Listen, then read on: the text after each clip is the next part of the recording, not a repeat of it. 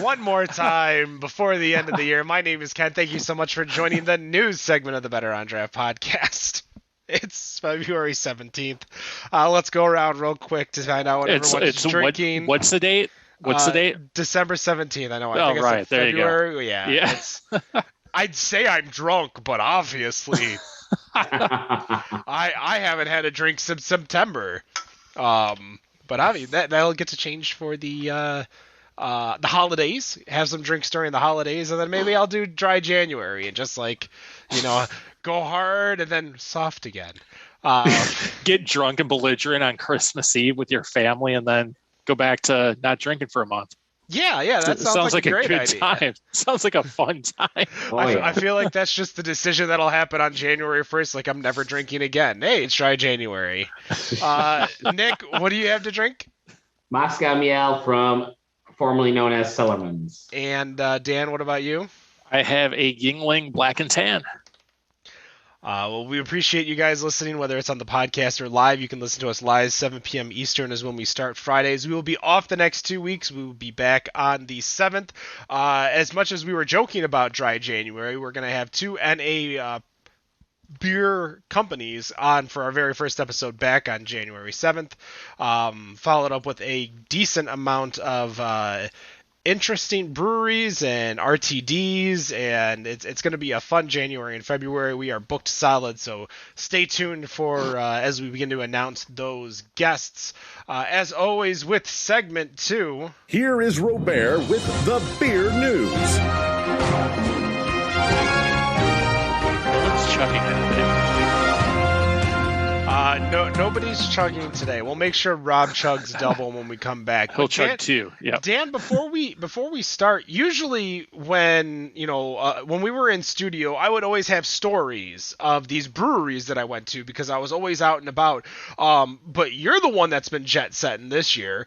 You just came back. You just came back from Seattle. Talk to us. Where'd you go? What'd you like? Well, don't tell us what you didn't like, but tell us what you liked. Well, I'll tell you what I didn't like about Seattle. I don't know what the hell happens in Michigan, but for some reason the sun was down and it was pitch dark, like pitch black out about 4:15 p.m. Like, how the hell do people even live like that these days? I'll tell you, that was like, oh my God. And top of that, it was like 30 degrees. So it was cold as hell. But I only made it to one brewery. You had actually told me to go there because of what they do. And it was, now the name slipping, is it Machine House? Machine House, yep. I want you. Amazing brewery, all cask and beer engine type of beers.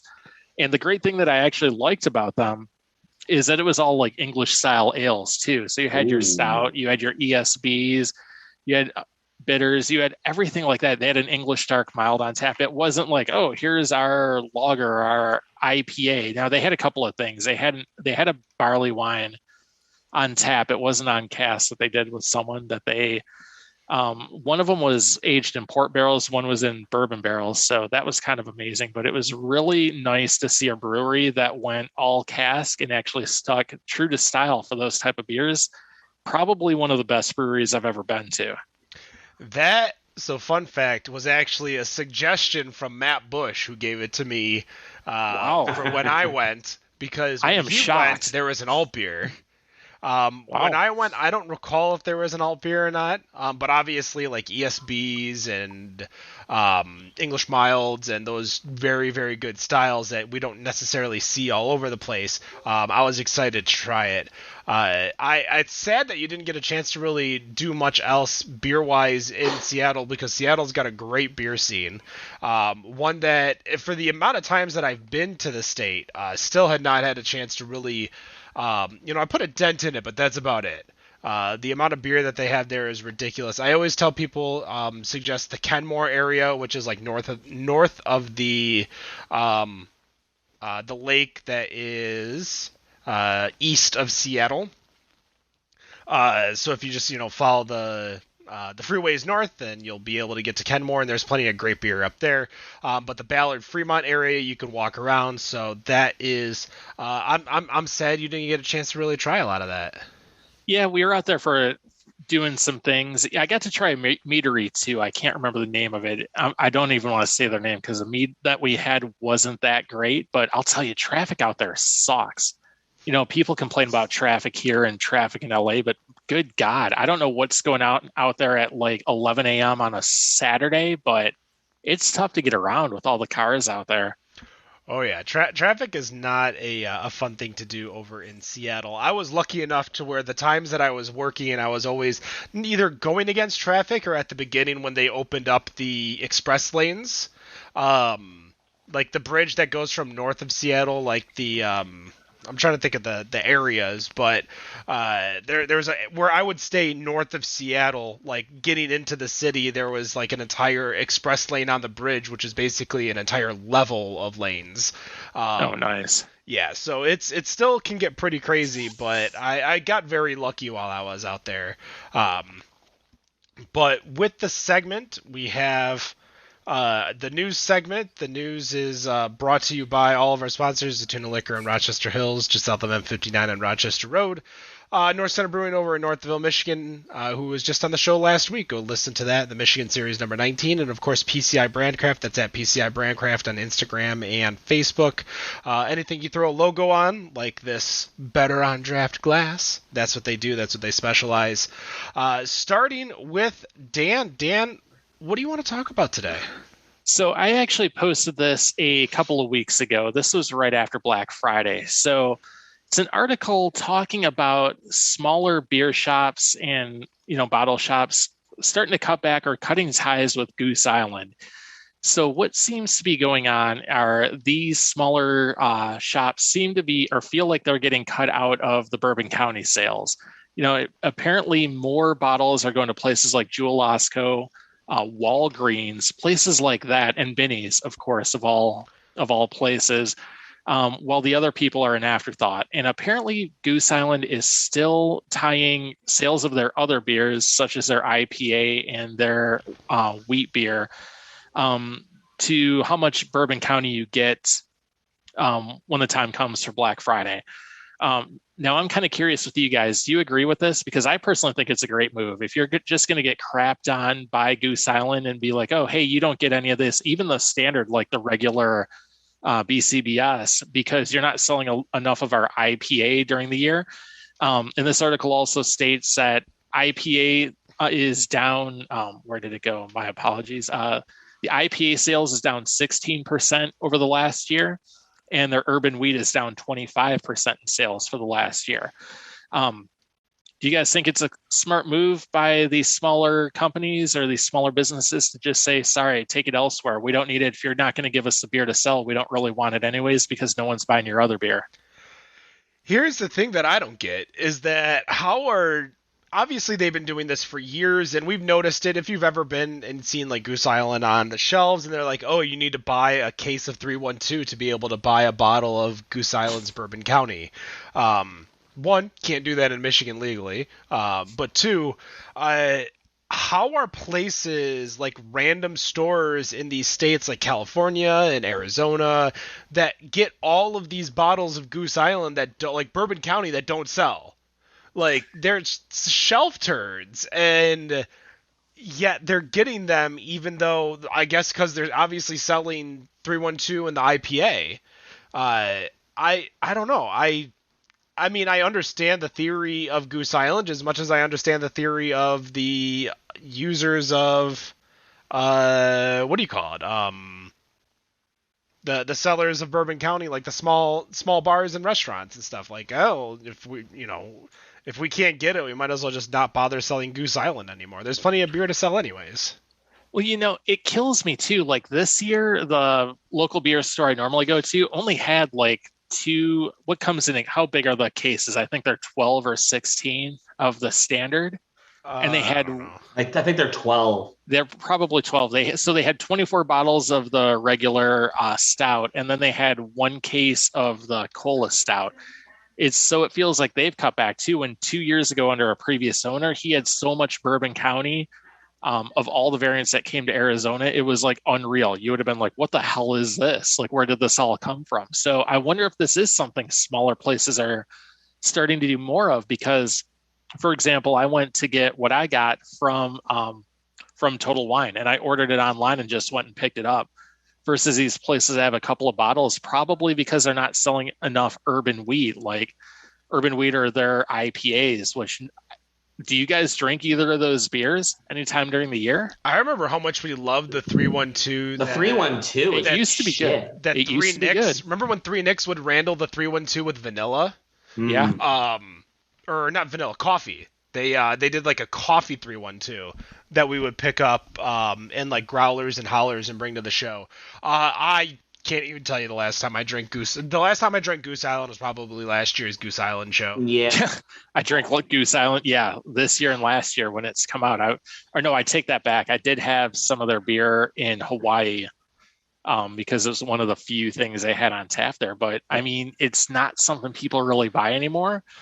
And so, I mean, do you think they're screwing these littler businesses over by not giving them Bourbon County? If they're Or is not, it just something? If they're not adjusting for sales based on the fact of a liquor store versus, Benny's is a whole different. Benny's. Well, Benny's is a whole different story versus a lot of, because that's obviously they have a huge partnership with Goose Island, so understandably they're going to probably have an unfair advantage. But a place like Meyer or Jewel Osco over in Chicagoland, like those types of places, they're going to obviously have just an unfair advantage because people are going to be able to buy beer at the store at the cheapest price versus a liquor store, and they're going to buy it to save themselves a trip from going to the liquor store.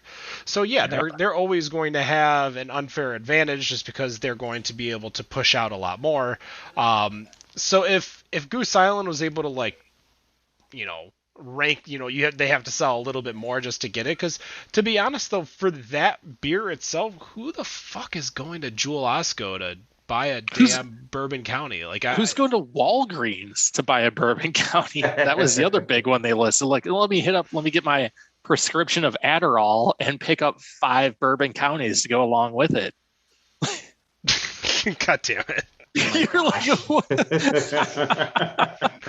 out of all the things, Adderall. All right. Anyway. Oh man. Tito said he found Bourbon County at Costco. Yeah, bourbon, those types of beers have always been found at Costco. I think a lot of people, especially the smart truck chasers, know to just go to Costco because you don't need a membership. Just go to the big place. You don't need a membership to buy liquor there. And I mean, to be honest, Costco's liquor selection is always solid. Like the Costco vodka, the Costco whiskey, that stuff is always good. And at least price-wise, you're not going to see their stuff more expensive than a liquor store because every liquor store stuck selling state minimum. Well, Costco too uses big distributors, producers to make theirs. I believe Grey Goose makes their vodka. I think so, for example. Yeah. Yeah, so they're able to sell their Kirkland brand and, make everyone who's drinking happy because they can sell a fucking 8,000 milliliter. They got the old filthy 50 that you can buy. The filthy 50. Oh yeah, the Kirkland 48 pack. Yeah. I forgot all about the Kirkland 48 pack. It's not different than the PBR 99 pack. Is that? Oh yeah, it is a thing. That was the long box. Oh, I remember that. We talked about that before. It's still a thing. I saw it out there. How do you get that home though? What kind of vehicle do you have to? Oh yeah, that's probably yeah, I mean, they sold it in Texas, so everyone's probably driving a truck down there. Yep. Just assuming. But the articles that I was looking at, I looked at the craft beer experts on a website called Uprocks, and they were talking about the top 10 oatmeal stouts that they drink forever. I can't even tell you the last time I had an oatmeal stout. But on this list, there's a lot of beers that, you'd recognize from Breakfast Stout from Founders, our friends who we did an episode years ago, Hoppin' Frog, the Boris, which is a really, really solid beer. Anderson Valley, Oatmeal Stout. Samuel Smith's, that's probably one of the more standard oatmeal stouts that I've ever had. Firestone Walker's got one. Is there an oatmeal stout that you guys like, or any type of I guess a oatmeal stout that's topping your list? Is it one of those?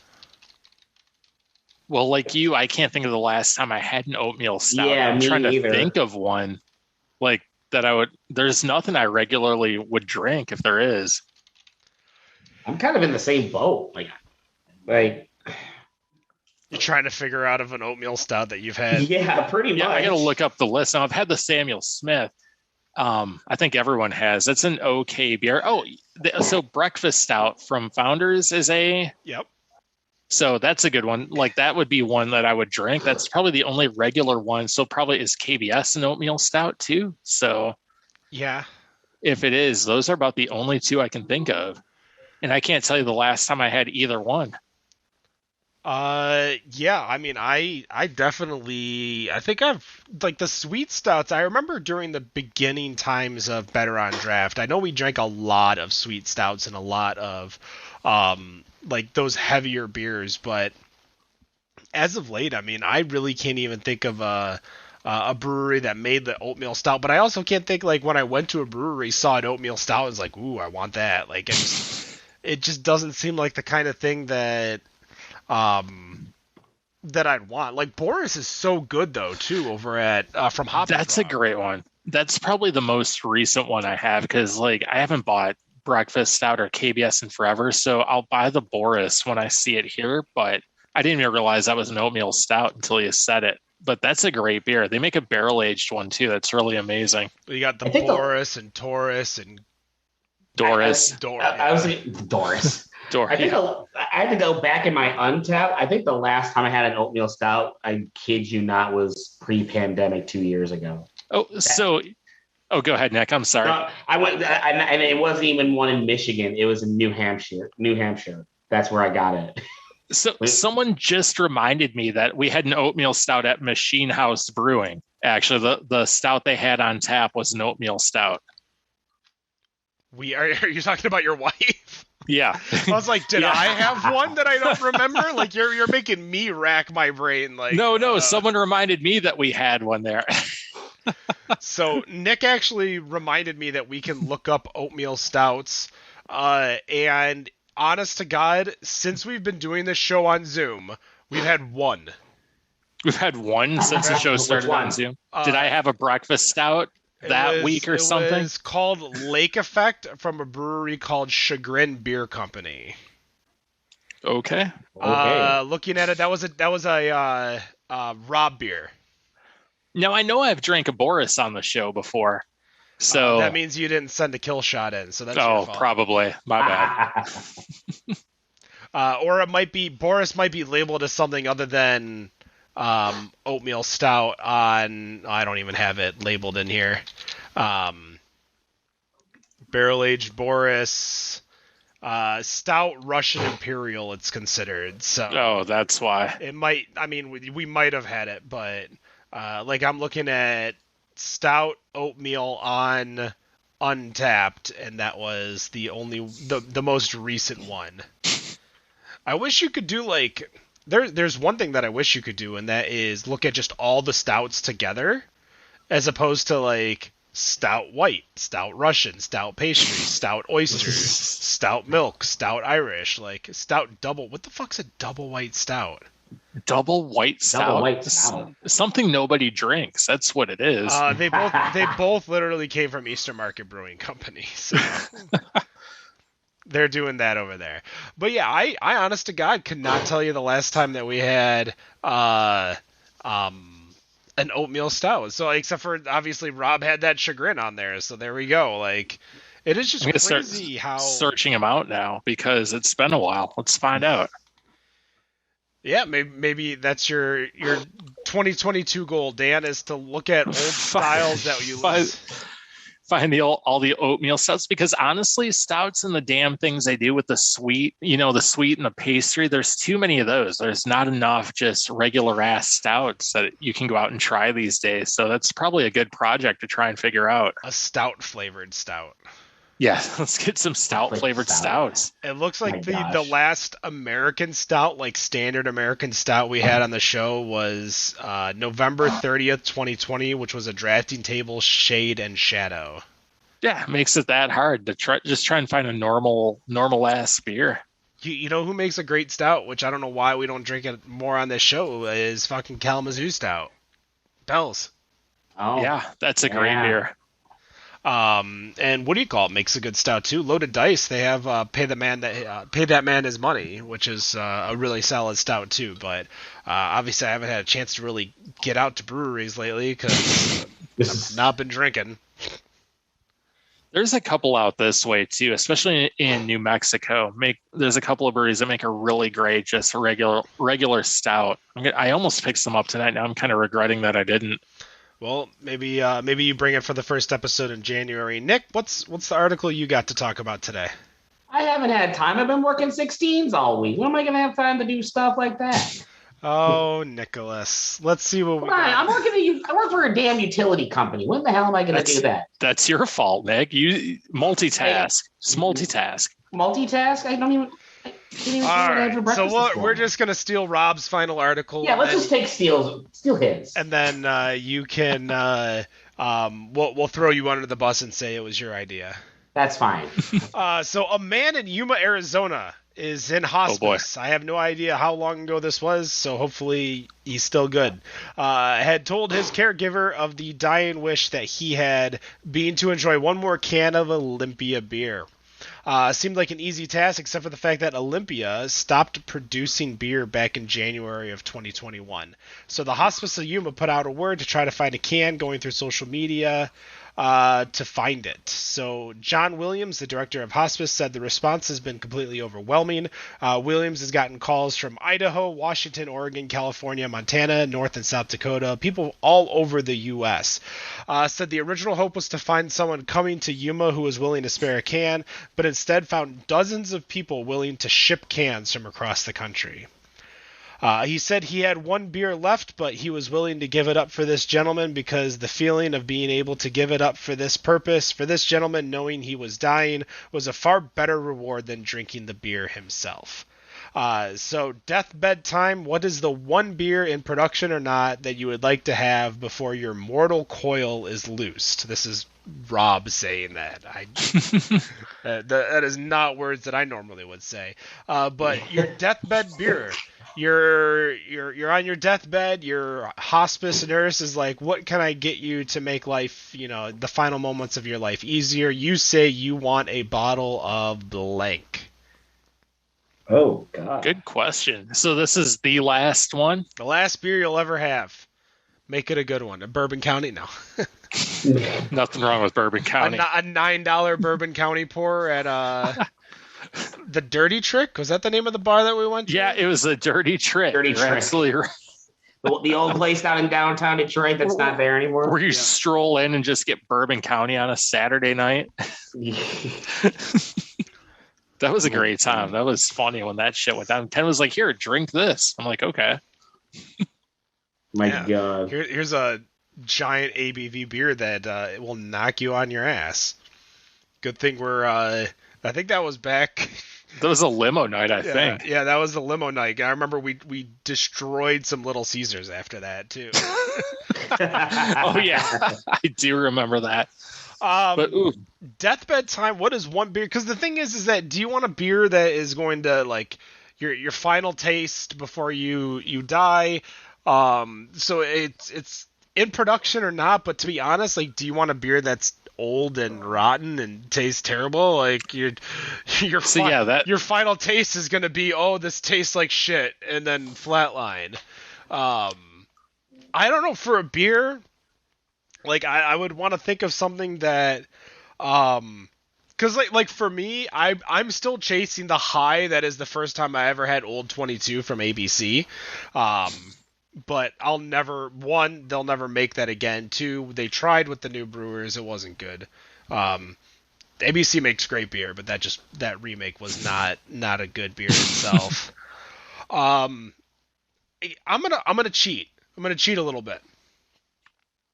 Because there is a drink that I would love to have again, and Rob Claddy Tenacity needs to bring it back. They need to make it, especially at their distillery.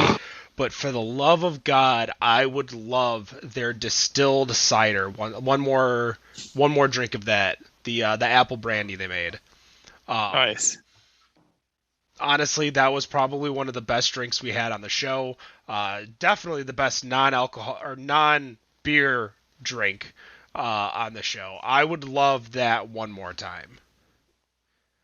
Like, so Rob, if you're listening, make a bottle, put it up, and then send it to me on my deathbed.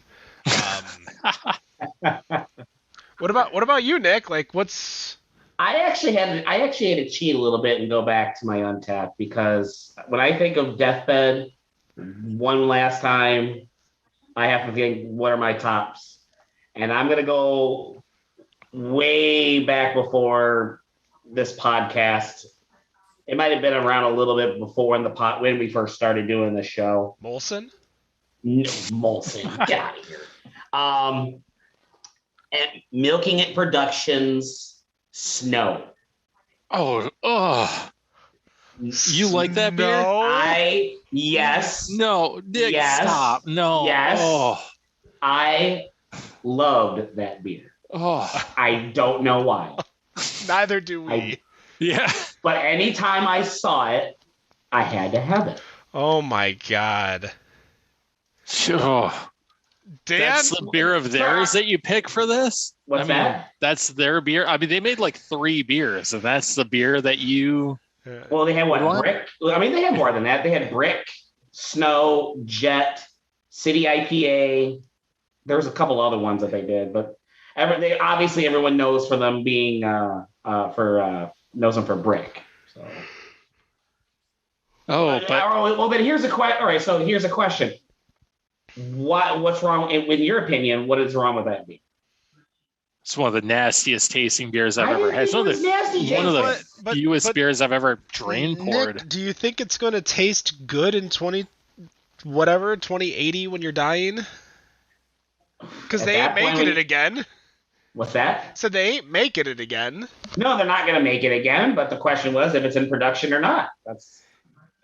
Yeah, I don't think we're going based on, this beer is like 75 years old now. I wasn't thinking that way either. I wasn't thinking, We drank we drank Brick on episode 28 of the Better on Draft podcast. Yeah, I'm pretty sure I found it. I thought that was Dan that found a 4-pack randomly somewhere. Yeah, it was at that liquor store right by the original studio. They had like 12 of them there. I was like, is that where I got it must be the same place where I got the Ice House. Probably. That was our episode with Parker's Hilltop. We had, oh my God, just such a weird ninja chicken. Oh yeah, that's because we had the. Oh, that was falling down. Yep. We had Corktown Rye from Atwater. That was probably a Nick beer. Devil Dancer from Founders. That might be the Devil Dancer episode. The first time I ever tried Devil Dancer. Good times, shit. That was back in April of 2016, almost 6 years ago. Gosh, that's crazy. Yeah, that's time has flown. So Nick is gonna drink a Snow from Milking It. Dan? So I'm going a little more local than that. Oh no, about the same. So if I had to choose one beer and I was racking my brain for this, it would probably be, and shout out to Nick the brewer, a bottle of Ninja Pirate. Oh, that probably. What an amazing beer. Tastes good with some age on it too. Oh, absolutely. And unless he still has some around, you're never going to find that beer ever again. Unless he finds another job and we should find him another job so they can make more of it. I tell you what, I don't think you can tame him. You need to just give him a brewery. Like someone he needs to find a brewery that is literally like someone who's going to open up in front of the house that needs someone to run the brewery side. It's the only way it's going to work. Because like even with Black Lotus, like he still didn't have full control. He still needed to make like the I-75 red and whatever other the Miss Michigan. Yeah, the Black Lotus standards, and then he was able to do everything else. So I think he needs a little bit more free reign for him to do it. You know what would be cool is that they figured out a way to like do like a brewery on like a cruise ship. Yeah. I think that would be his jam, because remember he used to work as an entertainer for a cruise ship, so having him like brew beer while on a cruise ship and do tours and show people around, and like that would probably be his jam if you could figure out a way to do that. I don't know if you could. Yeah, that might be tough. Just thinking about space. Oh yeah, because I mean, a little 100 square foot room costs $1,000 for a week. So Plus, what kind of beers is he going to be able to make? He won't be able to make anything but like light beers and things like that. Who's going down there to drink Ninja Pirate on the cruise ship? well, that's Nobody. true. I mean, you could still make a solid grouping of standard beers like a stout, a lager, a pils, a kolsch, IPA, because everyone's gonna want an IPA. It's too bad Wendy's not on here, because Wendy could probably tell us all the great beers that she has on those ships, because she goes on cruises all the time. I went on one cruise once, and that was it for me. Not really my stick. Oh, I love cruises. Oh, I love them. I only went on one. I'm like, yep, I love it. I was also 14, so I wasn't able to really. Oh well, that makes all the difference because I went on. Tara and I went on our honeymoon and we went to Cuba. There are no laws on those ships when they're out at sea, is there? Can't you do whatever you want? I mean, international law. They still require you to be 18 to drink.